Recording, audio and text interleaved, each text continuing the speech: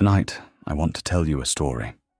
It is the oldest story there is, and the slowest, and the gentlest. And by some quiet miracle, it ends with you, lying here, warm and safe, listening. Hello there, and welcome. I'm so glad you're here. However long your day has been, you can set it all down now. Get comfortable. Let your shoulders soften. Let your breathing slow. And wherever in the world you are listening from tonight, you are welcome here. This is the dreamy story of the earth, of how our quiet blue home came to be, told slowly, the way it happened, with all the hurry left out. You don't need to remember any of it. You don't even need to follow it. Just let the story carry you, like a slow river. And if you drift away somewhere in the middle, that is exactly as it should be. So let your body grow heavy and warm, and let us begin very long ago and very far away, in the dark before there was anywhere at all. Before there was an earth, there was a cloud. Not a cloud of rain, but a cloud of stardust, vast beyond all imagining, drifting in the quiet dark between the stars. It was made of the softest things, faint breaths of gas, tiny motes of dust, each one smaller than a whisper. And it had all the time in the world. For millions upon millions of years, the cloud simply drifted, slow and cold and patient, doing nothing at all. If you could have floated inside it, you would have found it gentler than any place you have ever been. No wind, no sound, no weight. Only the soft dark, scattered with faint and patient dust, and far away, the small lights of other stars, watching. And the dust itself had a story, for it was not new. Every mote of it had been made long before, in the warm hearts of earlier stars, ancient suns that had lived their long, bright lives, and then, at the end, breathed everything they had made gently out into the dark. Iron and gold, carbon and silver, the stuff of stones and seas and sleeping bodies, all of it drifted in that cloud, resting, waiting, like seeds in the quietest of all gardens. Nothing needed to happen. But slowly, so slowly, something did. Gravity is the gentlest force there is. It never pushes. It never rushes. It only invites, softly, endlessly, everything toward everything else.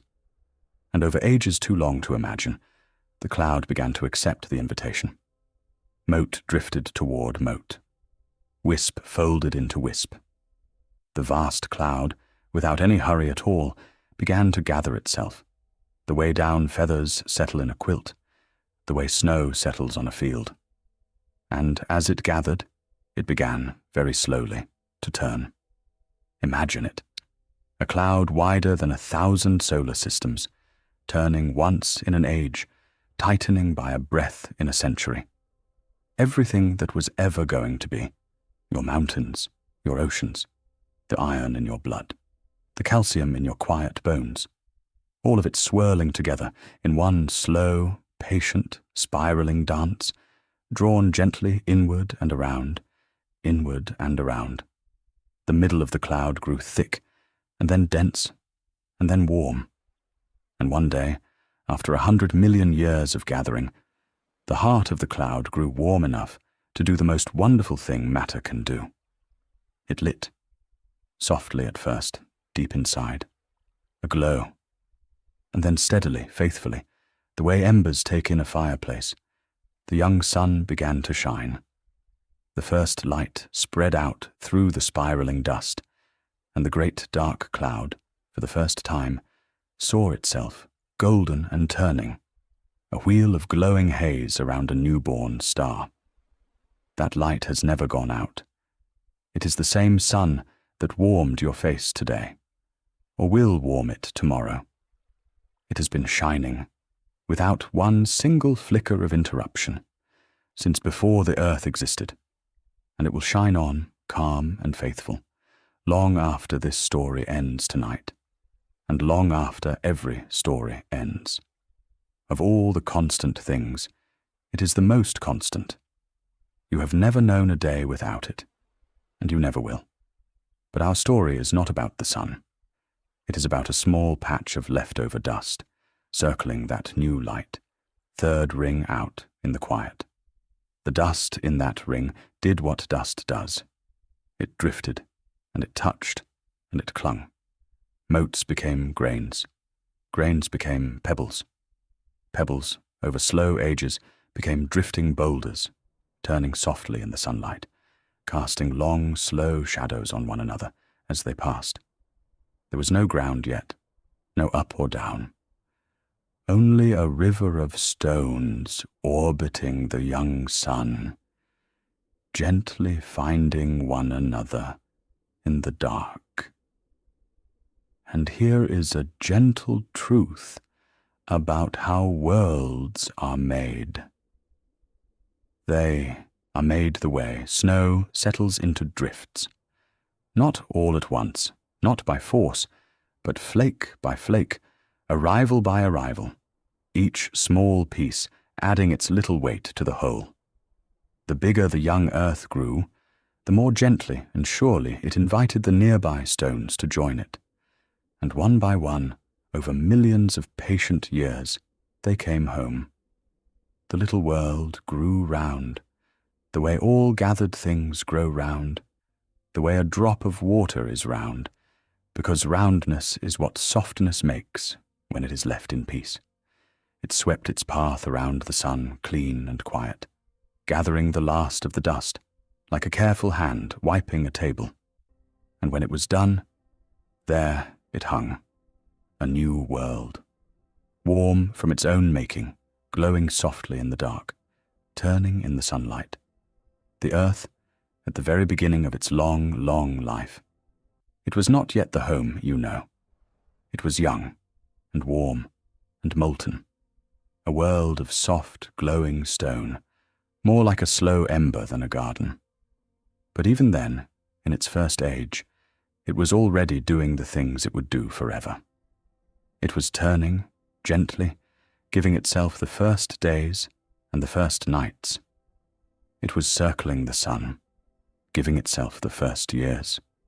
The great rhythms you fall asleep inside every night, the turn toward darkness, the slow wheel of the seasons, were already beating, right at the start, like a heart that started before the body was finished.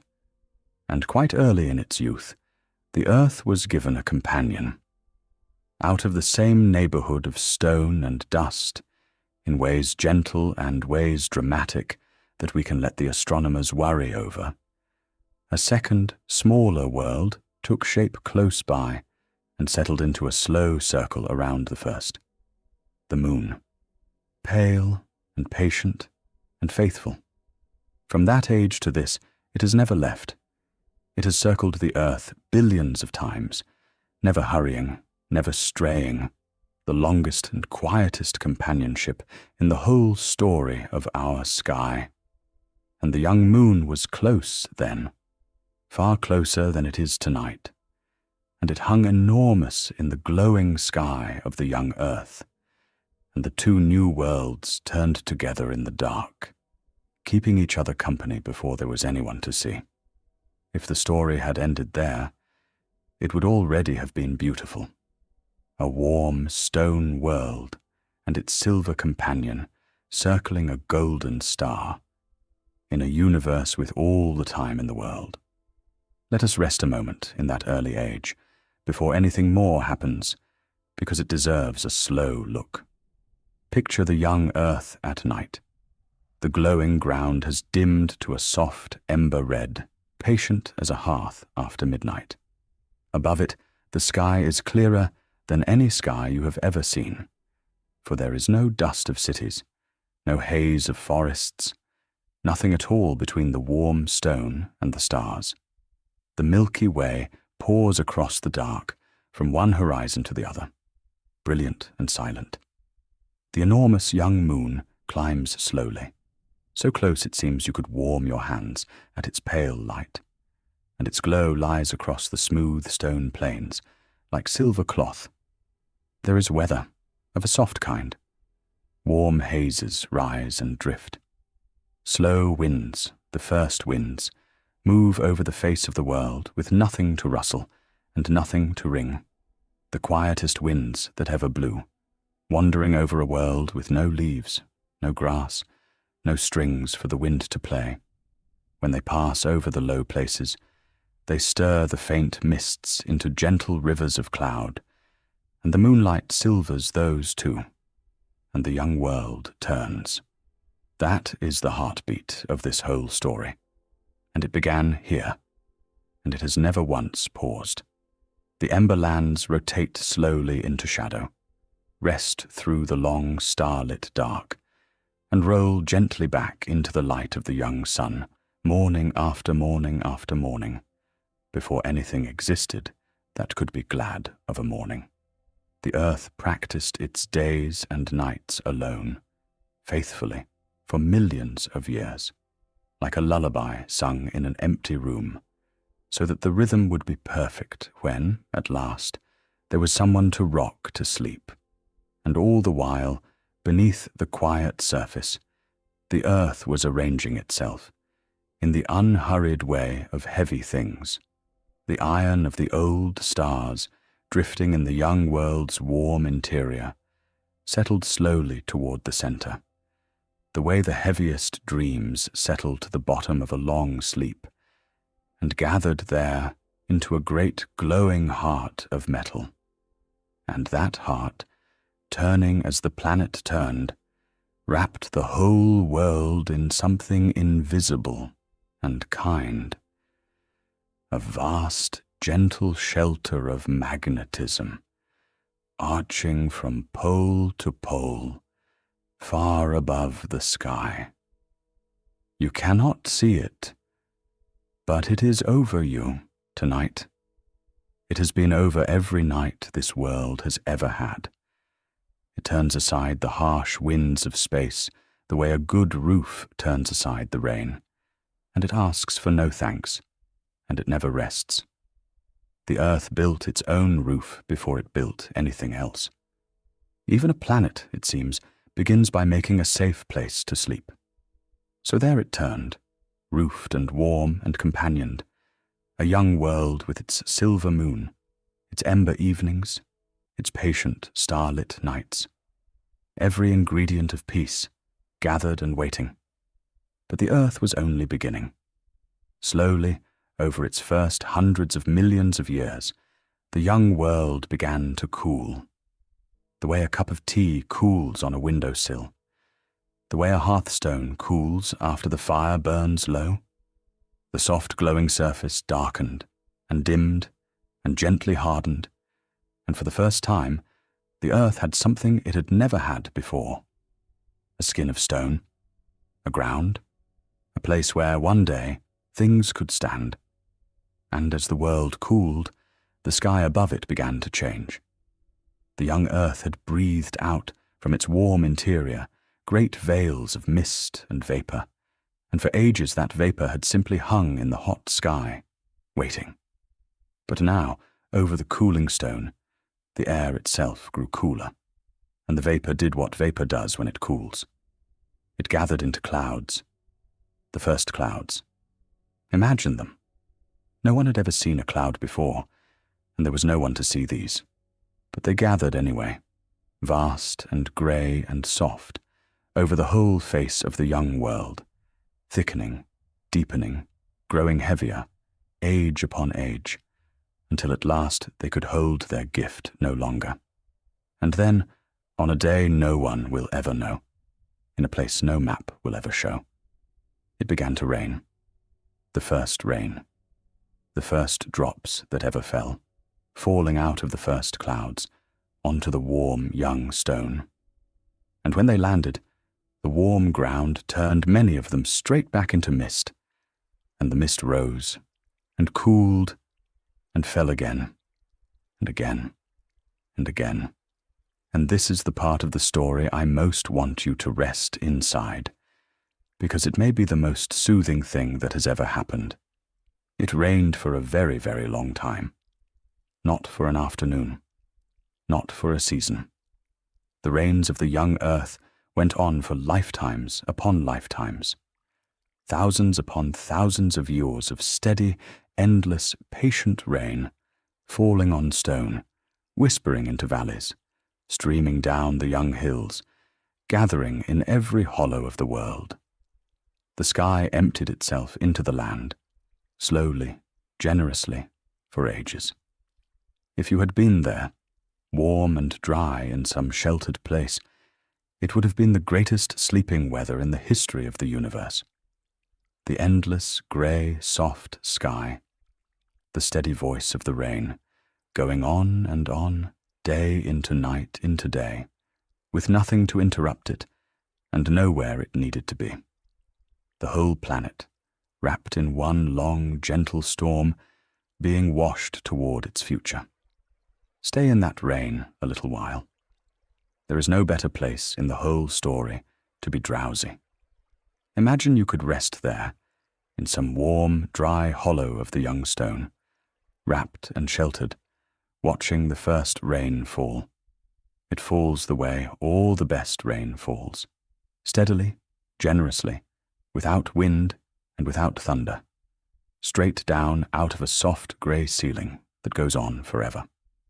It has no seasons to keep, and no schedule to follow. It simply falls and falls and falls. The sound of it fills the whole world. On the bare stone, it is a bright, clean patter, a billion small arrivals every second, blending into one vast, gentle hush.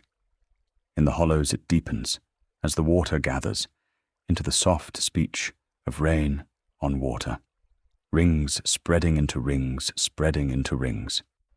Down the young slopes, it gathers into the first trickles, and the trickles into the first streams, and the world gains another sound it will never again be without, the sound of running water, finding its way downhill in the dark.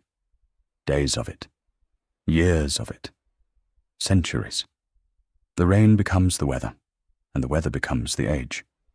Generations of clouds are born over the warm seas to be, drift over the darkened land, give their rain, and rise again. The whole sky becomes one slow, kind, circling engine of water, washing the new world clean, over and over, like a mother who has all the time in the world. And the stone receives it. That is the other half of the music. The young rock, hot from its making, is cooled, bath by gentle bath. The sharp edges of the new world are softened.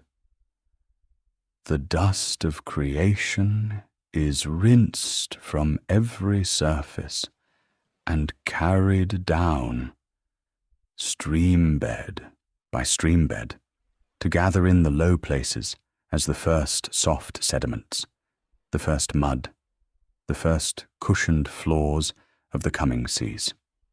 The rain is not only filling the world, it is gentling it. Every smooth stone you have ever picked up from a riverbed learned its smoothness in a school that opened in this age. And through it all, the nights keep coming, and they are the finest nights imaginable. Darkness and the endless rain, and nothing else. No tasks wait anywhere on the planet. No morning demands anything. The whole world has one single occupation, listening to the rain, and it attends to that occupation for 100,000 years at a stretch. If ever, on some rainy night of your own, you have lain warm in the dark and felt that the rain could go on forever, and you would not mind, you were remembering this age. This is where that feeling was invented. The earth spent longer being rained on than humans have existed, and it kept every minute of that patience, and on rainy nights it lends the patience back to you. And drop by drop, hollow by hollow, the rain made something new. First puddles, the first puddles, then ponds, then lakes in the low places, joining hands with other lakes. And then, gradually, gathering in the great deep basins of the world, the rain made the thing that would define this planet forever after. The sea. The first sea. Grey under the raining sky, warm as bath water, rising slowly up the shores of the young continents, spreading quietly around the curve of the world, until the earth, seen from far away, had turned from ember red to soft, deep, beautiful blue. And when at last the long rains eased, and the clouds thinned, and the young sun looked down again, it found a different world, a blue world, an ocean world, glittering, with the small dark heads of continents resting here and there in the shining water, and clean rinsed stone, and quiet beaches where the first waves, the very first waves, came in and hushed, and drew back, and came in and hushed again. That sound has never stopped. Think of it. The waves that began at the end of the first rains have been arriving on the shores of this world, without a single pause, ever since. Through every age of this story, through everything that came and went, somewhere the waves were hushing on a beach. They are hushing right now, tonight, on 10,000 shores, the oldest lullaby on earth, playing continuously for 4 billion years. And nights like this one have been falling on that ocean, one after another, gentle and dark and star-filled, since the very beginning. For a long age, that was the whole world. Sea and stone and sky and rain. The moon, closer then, pulled great slow tides up and down the empty beaches. Storms came and softened. The sun rose and set on a world that was finished, and beautiful, and completely asleep. But in the warm, shallow edges of that first sea, something was stirring. The most gentle, most patient, most quietly astonishing thing in this entire story. In the warm water, among the dissolved minerals of the rinsed young world, tiny structures were forming and unforming, joining and drifting apart, the way foam gathers at the edge of a tide pool. Nothing watched over this. Nothing hurried it. Chemistry simply played, the way water plays over stones, for millions of years, in millions of warm shallows, trying its endless gentle combinations. And somewhere, at some point, in some warm and forgotten pool, a little arrangement of matter did something new. It made a copy of itself. That was all. Nothing grand. A speck, far too small to see, holding itself together, and quietly making another like it. But that small trick, that soft first heartbeat of pattern in the water, was the beginning of every living thing that would ever exist. Every forest, every whale, every garden, every sleeping child, everyone you have ever loved, and you, warm in your bed tonight, all of it descends, in one unbroken thread, from that one quiet moment in a warm, shallow sea. You are, in the most literal way, part of this story. You were in the stardust of the first cloud. You were in the long rains. And you began, along with everything alive, in that gentle pool, an unimaginably long time ago. The story of the earth is not a story you are hearing from outside. It is your own earliest childhood, from before anything had eyes. And what did life do once it began? Here is the loveliest part. For almost 2 billion years, which is to say, for longer than you can possibly imagine, life did almost nothing at all. It stayed small. It stayed in the sea. It drifted and divided and drifted, tiny specks in the sunlit shallows, generation after generation, after uncounted generation. No rushing, no striving, no dramas of any kind. The longest era in the history of life on Earth was, by any measure, the sleepiest. Whole ages of warm water and sunlight and microscopic drifting, while the tides came and went, and the moon slowly, slowly widened its circle. The earth is not a story of hurry. When people say something took a geological age, this is what they mean. The planet spent a third of its entire life gently rocking its smallest children in a warm sea, and it considered that time well spent. Drift down into one of those ancient shallows for a moment, because no nursery was ever calmer. The water is warm as a bath and clear as glass, resting over pale sand in the endless afternoon light. Sunbeams slant down through it and lie in bright, wavering ribbons across the bottom, swaying gently as the small swells pass above. Here and there, across the shallows, stand soft rounded mounds, knee-high domes of living stone, built up layer by patient layer by the tiny green drifters over thousands of years, the first architecture on earth, and the gentlest low domes in warm water, growing at the pace of a fingernail, in absolutely no hurry to be anything more. The tides come and go over them, twice a day, every day, for 1 billion years. Think of that faithfulness. The young moon, still near, draws the warm water softly up the sands and lets it slide softly back, morning and evening, evening and morning, a planet-sized rocking, and the little lives ride it, up and back, through the afternoons of entire eras.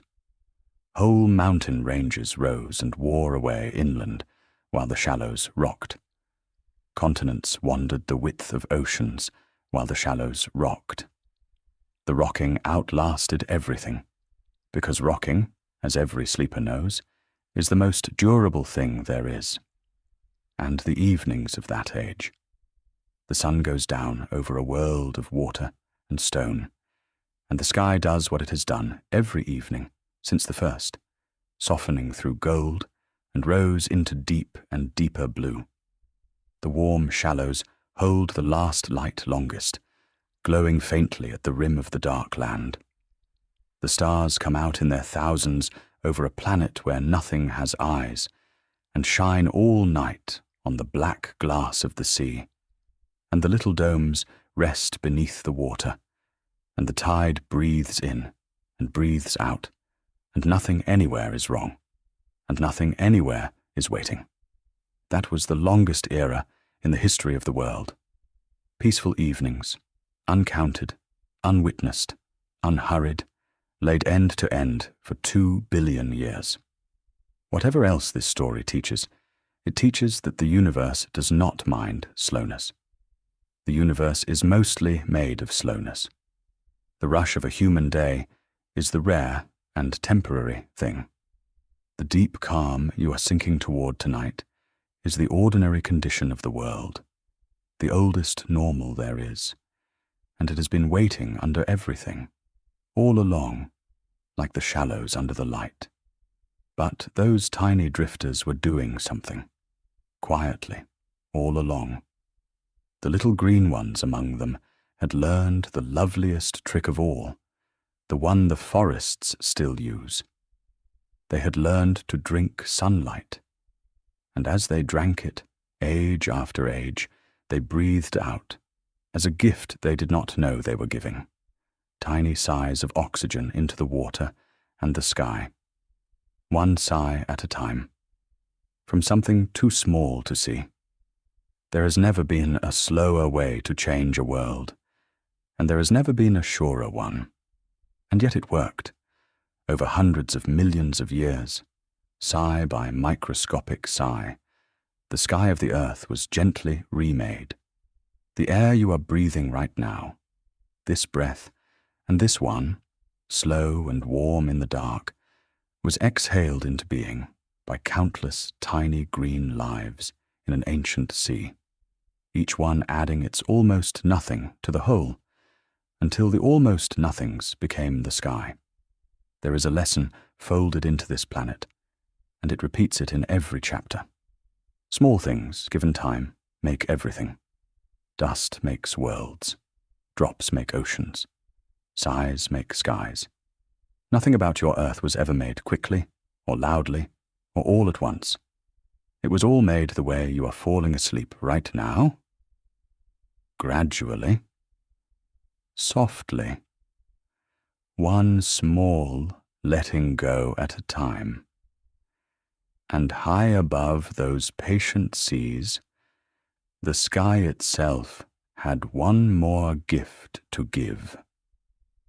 As the new oxygen drifted up to the roof of the air, the sunlight touched it and wove part of it into a fine, invisible veil high above the world, a veil that softened the sun's fiercest light and let only its kindness through. The earth, without knowing it, had made itself a canopy, a shade, a gentle screen, like the canopy over a cradle. And under that new canopy, for the first time in the whole story, the land itself became a place where life could one day rest. The land, all this while, had been waiting. Bare stone, rinsed by rain, warmed by the sun, utterly silent for 3 billion years. No moss, no shade, no bird song, just patient rock and wandering weather, continents drifting their slow inches, mountains rising and softening, the longest quiet in the world. And then, at the edges, in the damp places where the sea met the stone, the green came ashore. It came the way all the best things in this story come. Humbly. Not a forest striding out of the waves, but a soft film of green in the splash of a tide pool. A cushion of something like moss in the mist of a waterfall. Small, low, tender green things, keeping close to the water, keeping close to the ground, finding the sheltered corners of a stone world, and quietly settling in. And the green did what the green has done ever since. It held on. It crept, a hand's width in a lifetime, up the banks of rivers, into the mist of the valleys. Kneel beside one of those ancient streams in your mind's eye, and look closely at the miracle in miniature.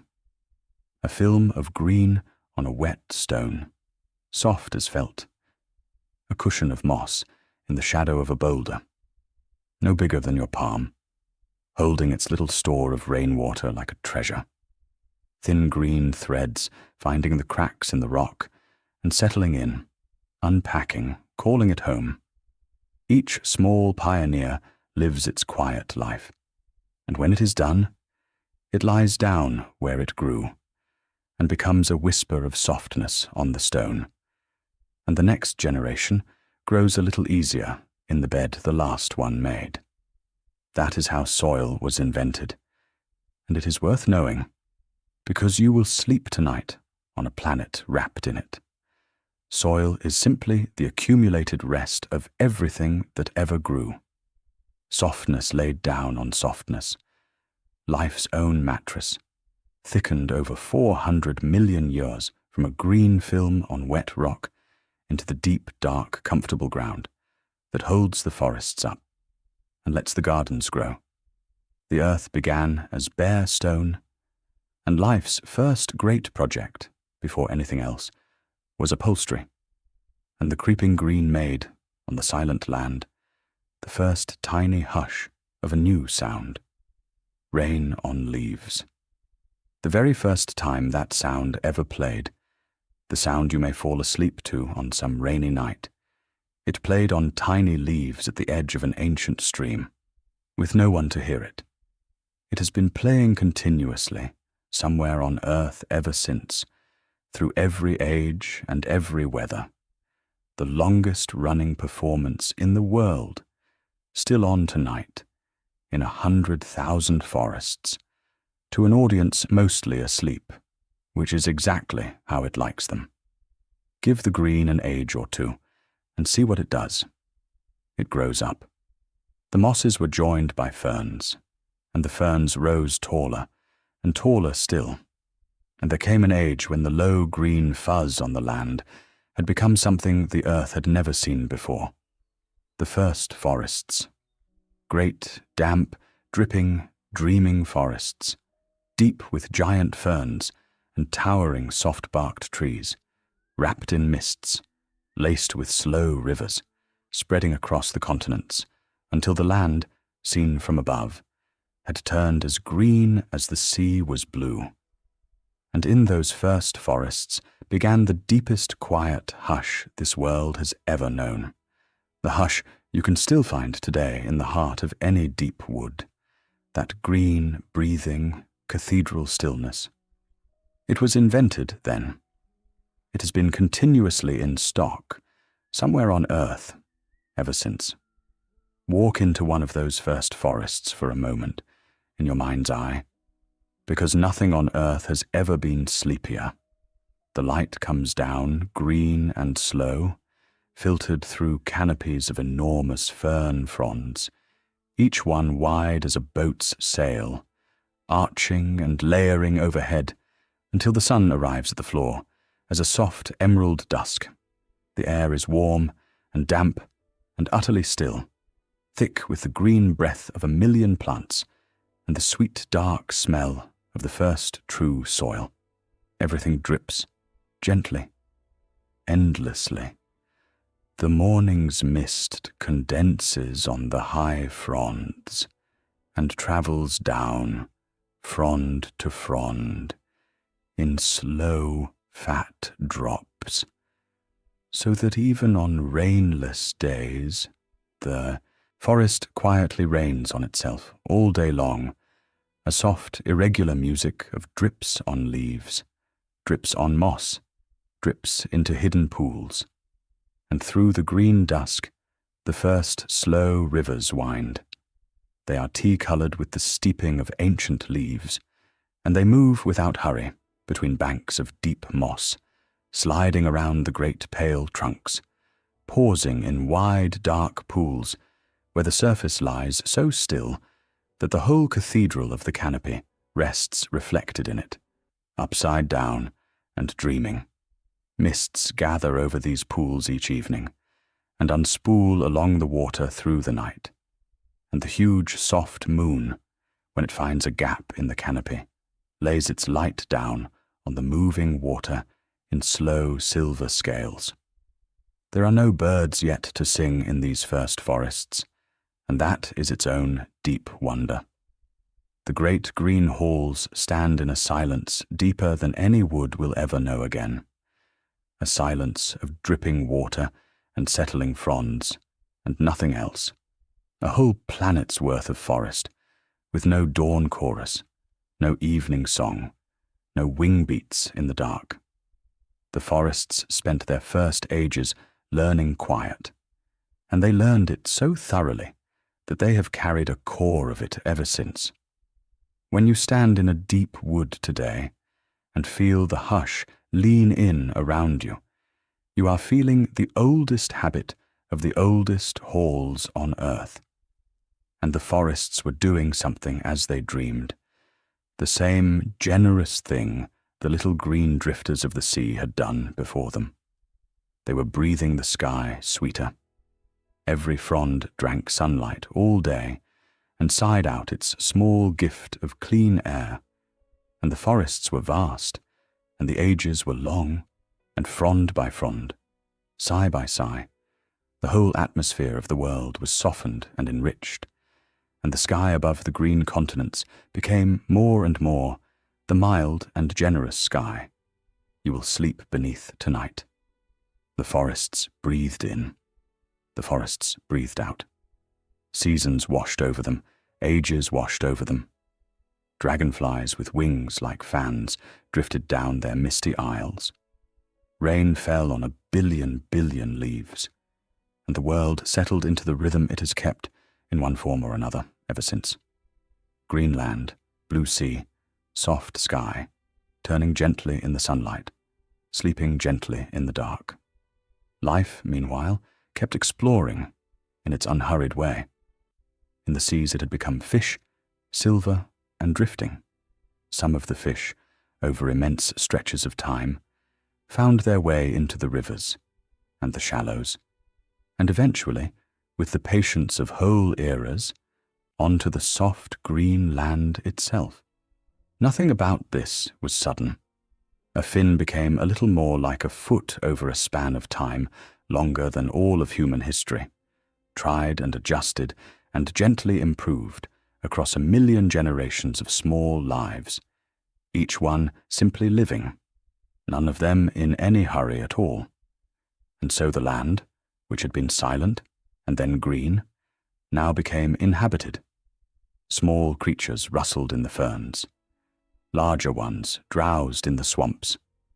The first true footsteps pressed into the first true mud, and the earth entered its long middle age, the age of abundance, when the world was a vast, warm garden, and life filled every corner of it, and time was so plentiful that entire families of creatures could rise and flourish and fade like slow waves, and there was room and time for all of it.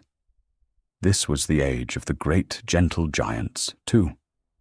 For nearly 200 million years, enormous, peaceful creatures moved through those forests, most of them plant-eaters, unhurried mountains of life, browsing the high green, wading the warm swamps, sleeping their colossal sleeps beneath the ancient stars.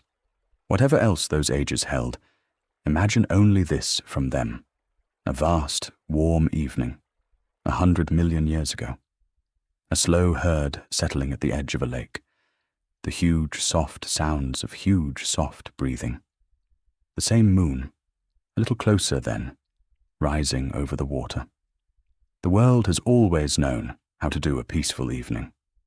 It has been practicing forever. And the nights of that age were the deepest velvet, when the sun set over the fern swamps and the warm plains. The great creatures settled where they stood, and the enormous day sounds gave way to enormous quiet. Warm mists rose off the lagoons. The old constellations, in patterns slightly different from tonight's, wheeled slowly over the sleeping herds. Once in a while, far off, some vast gentle sleeper shifted its weight, with a sound like a hill turning over in bed. And then the stillness folded back, thicker than before. The world was heavier then, and slower, and its sleep was heavier and slower too. 100 million years of colossal, untroubled, dreamless, or who knows, dreaming, under moons beyond counting. And the small print of that age is even sweeter than the large. In the margins of the giant's world, in the leaf litter and the hollow logs and the deep grass, the little warm ones were already living their soft, parallel lives. They kept to the edges and the evenings. They lined their nests with moss and shed fern and their own warmth, and they curled nose to tail in the green dark, while thunder footsteps faded across the distance, perfectly safe in their smallness, hidden in a world too big to notice them. Smallness, in that age, was its own kind of fortress, and coziness was its architecture. Every den was a masterpiece of comfort, warm and round, and exactly creature-sized, and the little hearts inside slowed each night into the deep, furred, curled-up sleep that they were quietly perfecting for all of us. And ages ended, as ages do, and new ones began, and the earth carried gently on. This is something the planet knows better than anyone. Change comes, sometimes slowly, sometimes all at once, and afterward every single time, without one exception in 4 billion years. The rain returns, the green returns, the quiet returns. The earth has never once failed to grow peaceful again. It is the most reassuring track record in existence. And after the age of giants came the age of soft things, of fur and feathers and flowers. The flowers deserve a moment of their own. because for most of this story, there weren't any. The great forests of the Middle Ages of Earth were green, and only green. No roses, no meadows, no blossom drifting on any spring wind. Flowers were a late invention, one of the newest lovely things, and when they came quietly. Small pale blooms at the forest edge, an experiment in beauty. And the world said yes to them. Slowly, delightedly, over millions of years, the flowers spread and coloured the continents, and the first meadows bloomed, and the first blossom drifted down onto the first drowsy afternoon. And the earth, which had already been beautiful for ages, learned an entirely new way to be beautiful. It has never given it up. And with the flowers came their whole gentle household. Scent arrived in earnest, for the flowers spoke in perfume, and the evening air of the world, which had smelled of rain and stone and green for eons, now carried jasmine and blossom, and the honeyed breath of meadows, the first sweet nights in the history of nights. The fruits followed, in time, the flowers' patient afterthought, and the world gained orchards, and the sleepy weight of apples in late sun.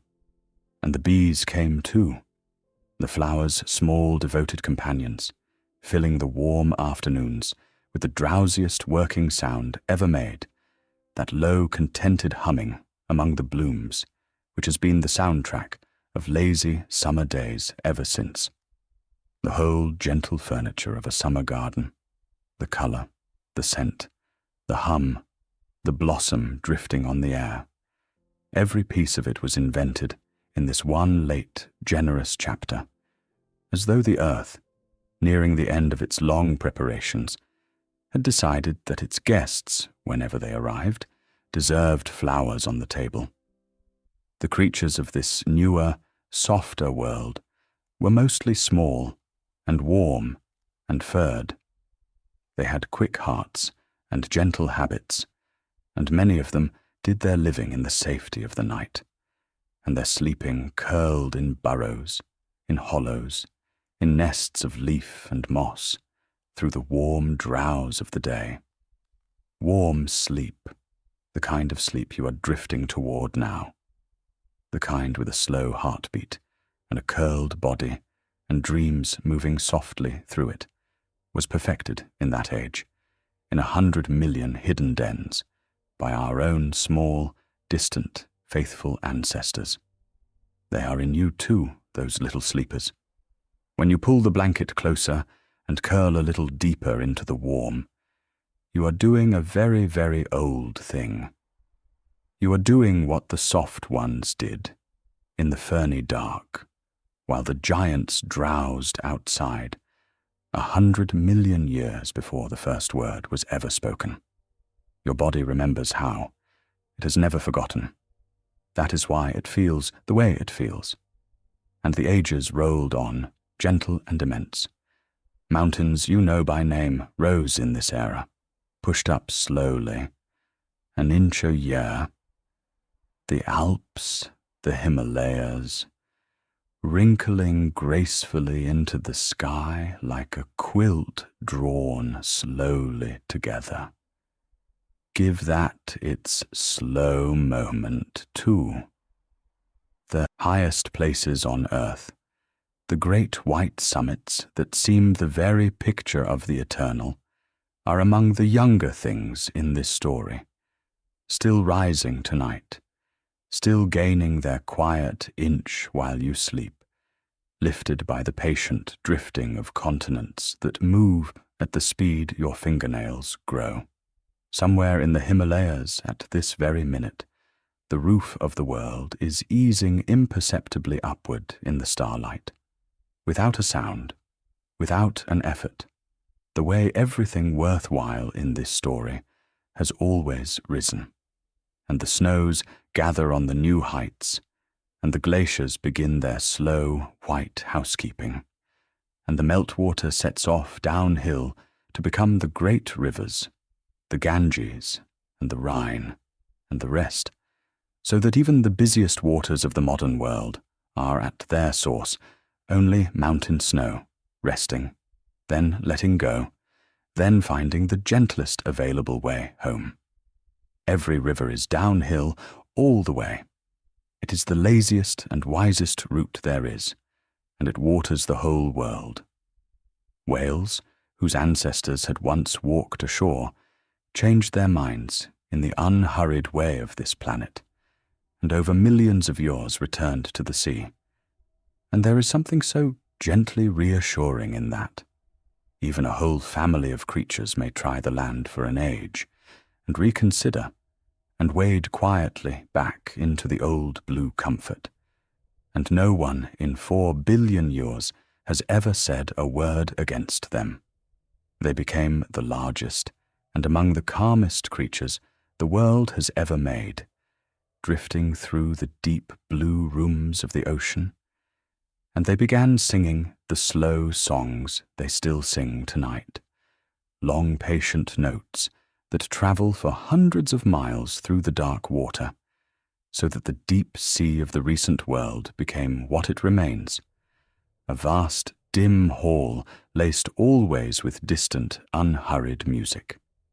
And the seas of this newest age settled into the evenings you would recognize, the tide coming in gold under a low sun, the small waves arranging and rearranging the pebbles with their endless, gentle tidying, the light leaving the water by degrees, silver, then pewter, then deep blue-black, and the first star finding its reflection.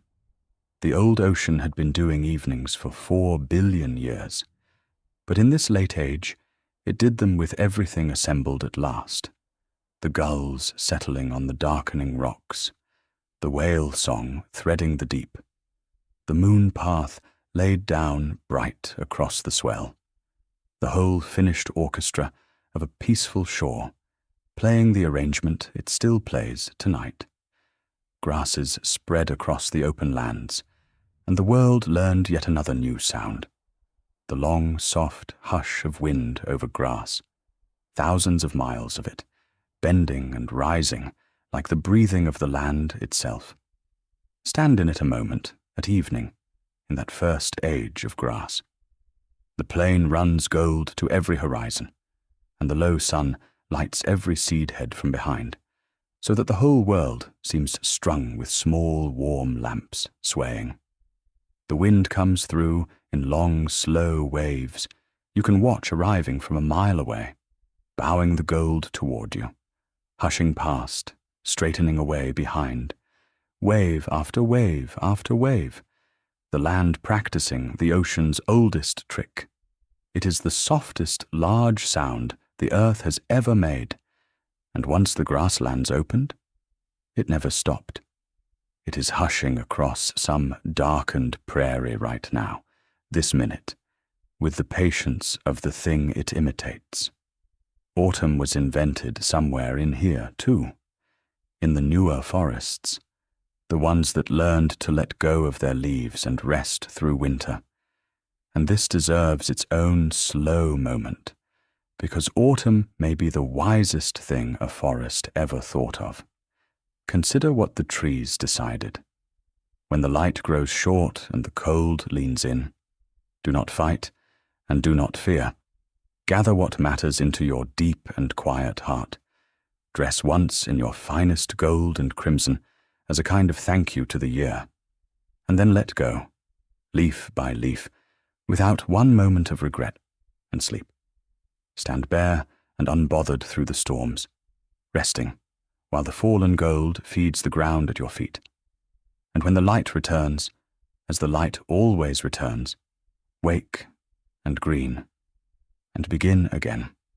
Every October since, the forests have kept that ceremony, and the world gained golden afternoons, and the sweet smoke and earth smell of fallen leaves, and the sound of them underfoot on quiet lanes, and the long amber evenings when the light itself seems drowsy.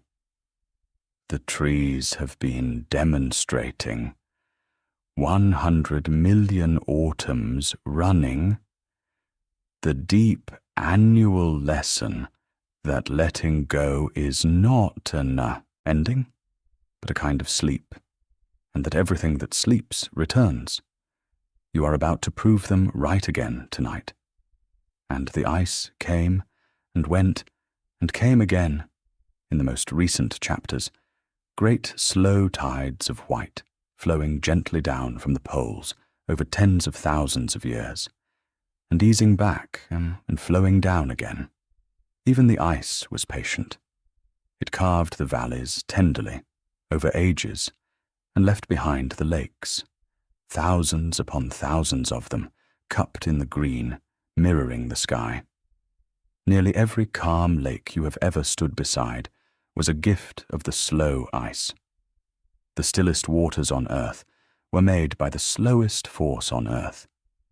Of course they were. And somewhere in these later ages, the world received one more gift, and it is worth pausing for, because you will hear it tomorrow. Song came to the mornings. The small feathered ones, cousins of the old giants grown light and quick and warm, learned to greet the first light with music, and the dawn chorus began. Think of what that means across the reach of time. For most of this story, the sun rose in silence. Over the ember plains, silence. Over the first seas, only waves. Over the great fern forests, only dripping water. And then, in the newest chapters, the mornings of earth gained a voice, thousands of voices, rising softly in the grey light before the sun, passing the morning westward around the planet, from throat to throat, valley to valley, so that for millions of years now, without one single missed morning, a wave of gentle song has travelled around the world with the dawn. It is travelling right now, somewhere west of you, where the night is only beginning. The evening songs are settling down. Somewhere east of you, where the night is ending, the first sleepy notes of tomorrow's chorus are already tuning in the dark hedges. The song will reach your window in its own good time, at first light, as it has reached every window there has ever been. You may sleep straight through it. It will not mind. It has the largest and drowsiest audience in the world, and it sings anyway. And the recent world filled with the quiet corners you know and love. The lavender evenings of the warm south, the long pale summer nights of the north, deep mossy valleys and high silent meadows, and desert nights spread thick with stars, and small islands where the loudest thing in a whole day is the tide turning. Every peaceful place you have ever visited, or seen a picture of, or drifted through in these journeys of ours, was finished in this late age, set out across the continents, like rooms made up and waiting, the whole planet quietly furnishing itself for rest. Rest a moment in one of those Ice Age nights, because the world has never been quieter, before or since. Picture the great ice by moonlight, a sheet of soft white a mile thick, spread over half a continent, rolling away to the horizon in long, gentle swells, like a sea that decided to sleep in. Nothing moves on it. Nothing sounds on it. The air above it is so cold and so still that the stars burn without a single flicker, and the aurora, on the deep nights, unrolls its slow green curtains over hundreds of miles of silent white, with no one below but the ice, dreaming its heavy dream. And the ice is doing its work even while it sleeps, the way all the best workers in this story do. Underneath, at the pace of a sleeping heartbeat, it presses and glides, a few inches in a season, smoothing the stone beneath it the way a warm hand smooths a wrinkled sheet. It gathers boulders and carries them patiently for thousands of years, and sets them down in distant fields where they still rest today, and children still climb them, never guessing they arrived by glacier on the slowest delivery service there has ever been. And when the warmth returned, each time, the ice went home graciously, and look at everything it left as parting gifts. The soft, rolling hills of the northern lands, combed smooth.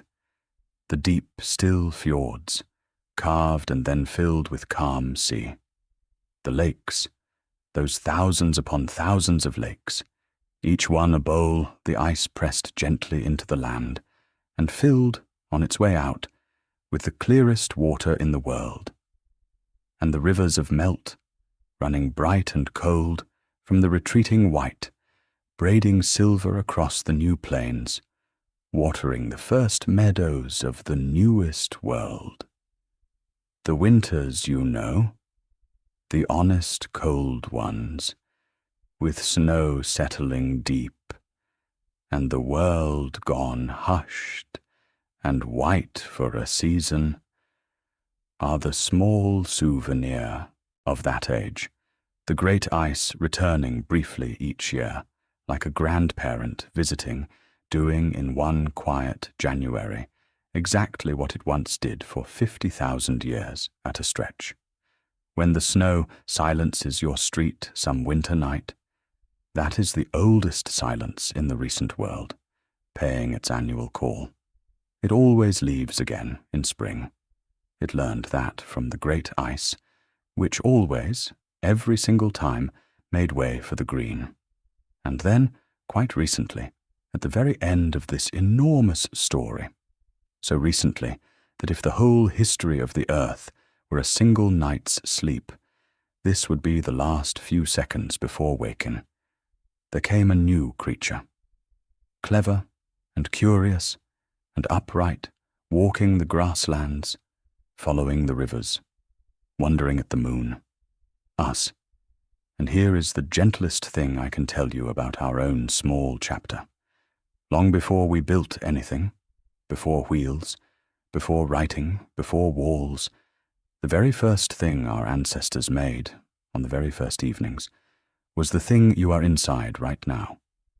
A safe place to sleep, a circle of firelight, a shelter of branches, warmth and company, and a watch kept against the dark. The oldest human invention is the peaceful night. Around those first fires, under the same stars this planet has always worn, our ancestors did what you are doing at this very moment. They grew warm. They grew heavy.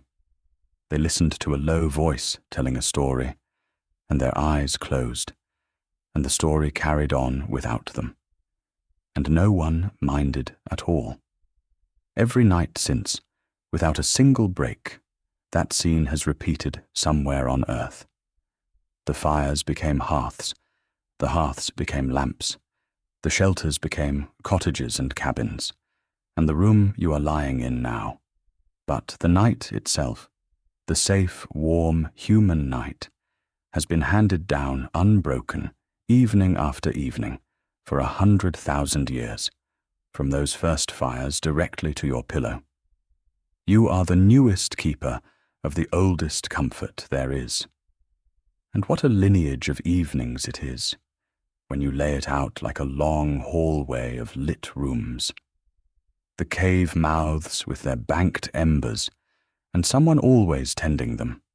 The first night watch, the first person to sit up so that others could lie down.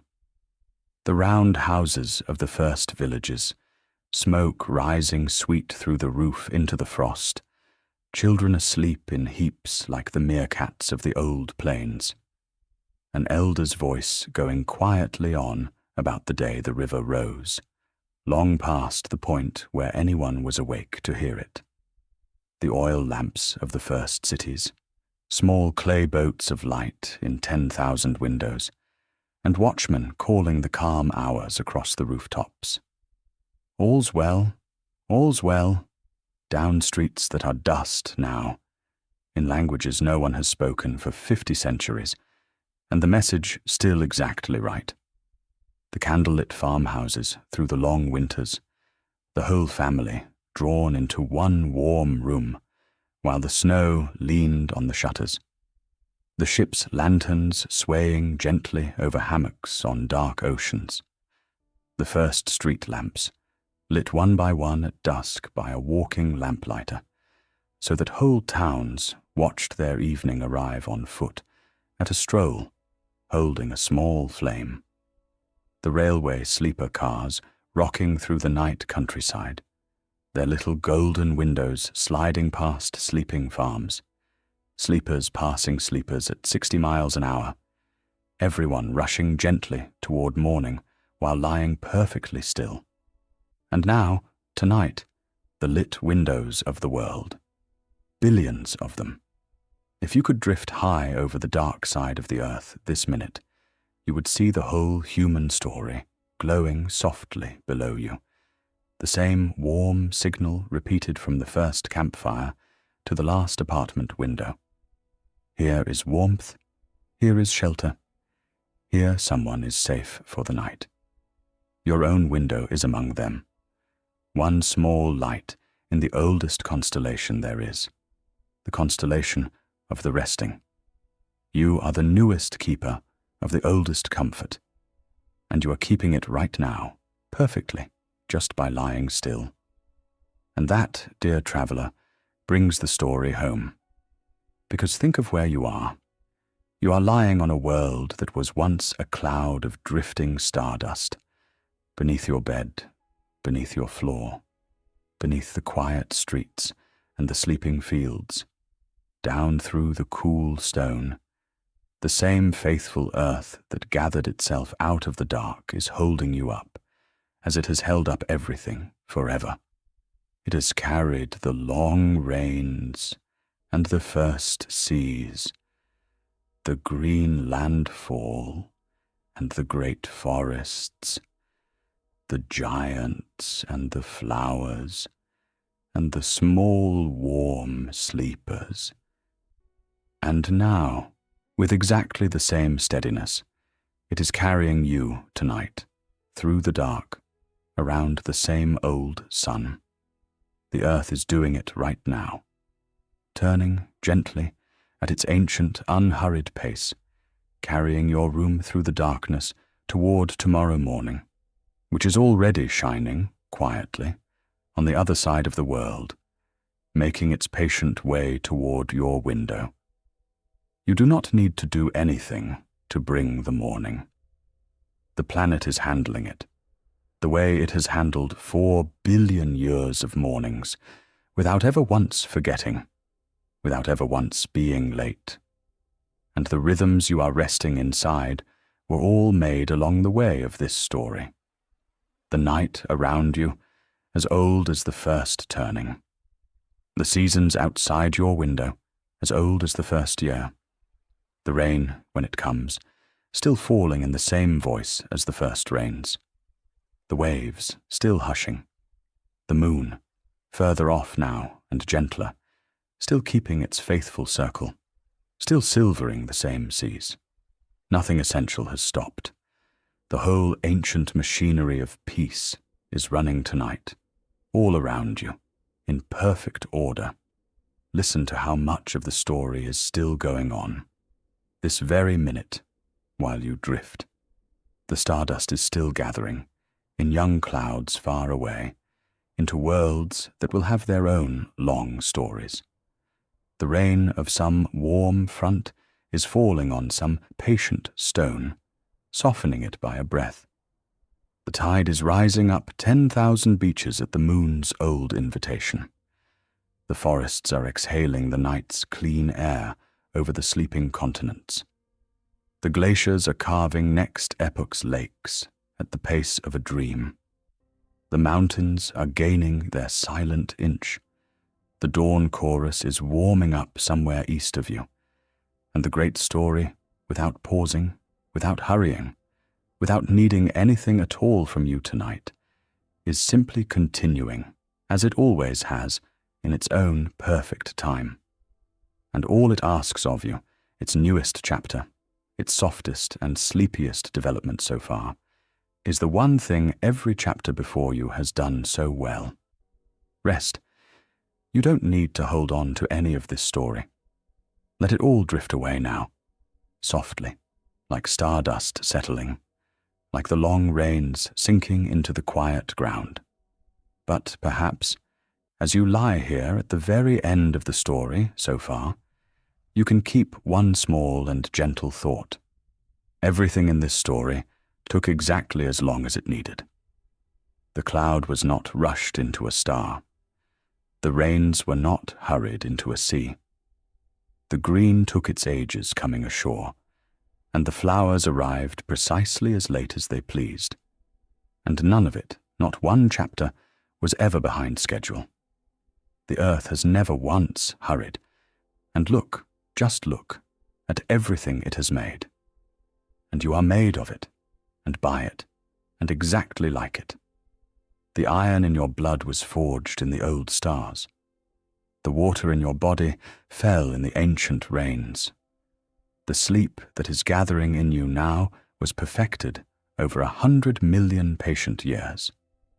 You are not something resting on this old world. You are this old world resting. And you may take tonight as long as you need. It is the family way. Somewhere right now, the waves that began after the first rains are hushing on a dark shore. The moon that has kept its circle for 4 billion years is silvering a quiet sea. The same old sun is faithfully carrying the morning toward you, around the gentle curve of the world. And here, in this moment, at the very newest edge of the oldest story, you are safe and warm and exactly where you need to be. So let your breathing slow, like the long rains easing. Let your body grow heavy, like stardust settling into a world. Let every last thought drift away, soft and slow, like a leaf onto the floor of an ancient forest. The story will keep. It has kept for 4 billion years. It will be here in the morning, and so will the earth, and so will you. Sleep well, traveler. Thank you for resting through the dreamy story of the earth with me tonight. Good night.